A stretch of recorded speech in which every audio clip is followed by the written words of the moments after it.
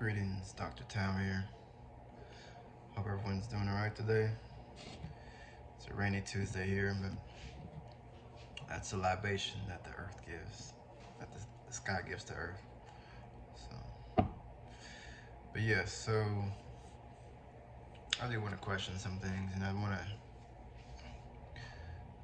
talk about a few subjects here. I'm gonna try to keep it short, but I just wonder how many people feel like they're authority on a certain subject, on certain subjects. I say that because a lot of times we project not our beliefs but other people's beliefs, and we kind of take that as being factual or true. That's true when it comes to diseases, viruses, vaccines, whatever it is you think you know. How much studying have you done when it comes to that subject? Whose science are you using when it comes to that? Is the main question. Like I talked about in the previous video, science is not necessarily a blanket term. There's many different types of cultural approaches to the information, and from that you get different results. Now we understand science is the study of the physical world, but what happens when it transcends the physical? If I were to say that human beings could fly or walk through walls, or walk through fire without being harmed, would you believe that? Or would you adopt someone else's science and say, no, that's not possible? Many times we use basically what we've seen, our experience, as being the all in all. And many times that could be detrimental because we don't understand a lot of things that have been created on this planet. A lot of things have been done. Like I said before, the scientists today, so-called scientists today, in the Western world are still trying to figure out how the Great Pyramids were constructed.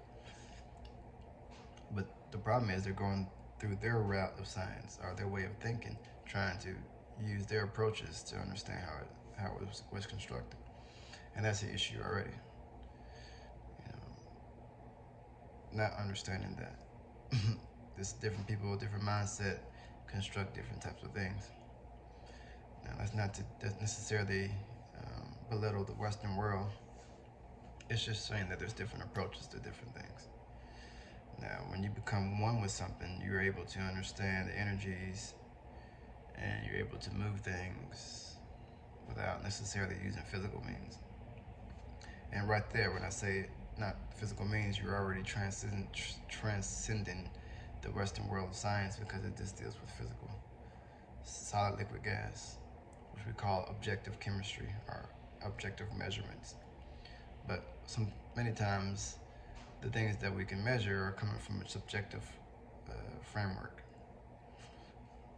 So there was a time where humans did not write down anything, and then once we began to write things,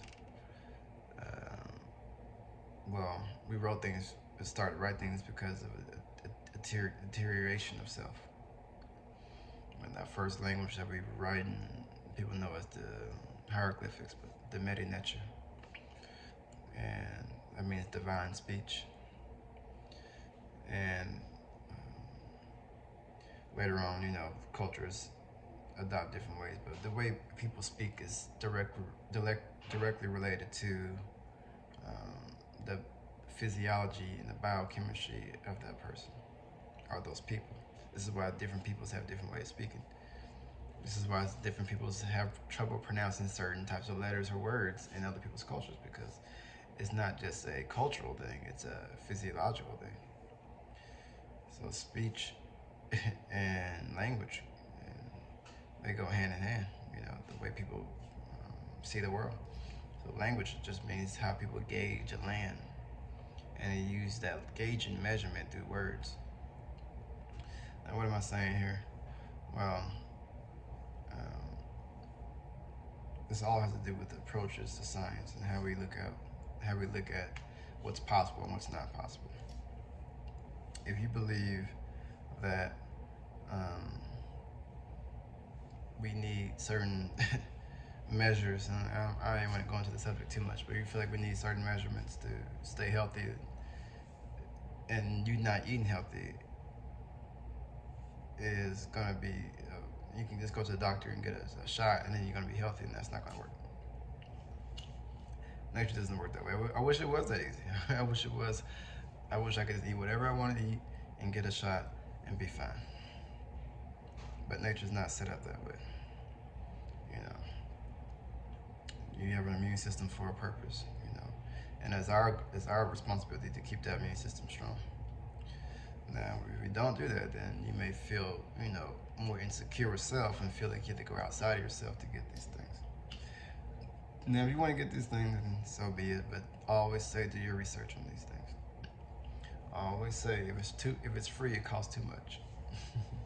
If it's free, it costs way too much.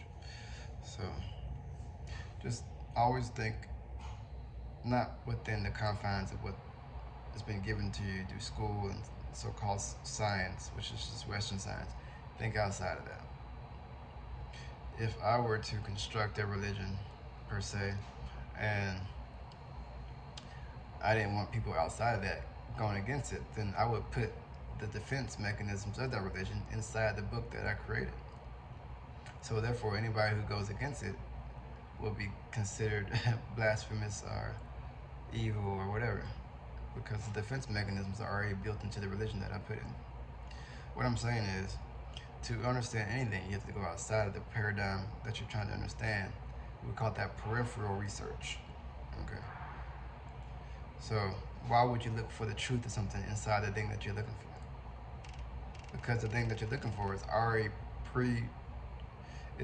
pre-packaged to defend itself. This is peripheral research. Now, I'm not telling you what to think, I'm just telling you how to think more systematically, methodically, and to get to more of a sound answer to a question that you may have. Education doesn't necessarily mean to put in information to somebody, but to draw out. Actually, the word education, or to educate, means to draw out. But Western society wants to put in something. So these videos are mainly to draw out something from me. If you don't agree with it, I always say, do your own research. With that said, question everything. Don't take society for granted. Don't take government for granted. Don't think it's just there to help you necessarily. It's there to keep you where you are, so it can keep on doing what it does. I mean, these movies. There's so many movies that have come out that talk about these things. Not just documentaries, but actual, cinematography, cinematic movies and things of that sort. But yeah, with that said, everyone's doing great. Stay healthy. Remember, this is a lifestyle, not a diet. I will be selling tonics this week and indefinitely now at the restaurant, so you can get different herbal tonics. Stay healthy.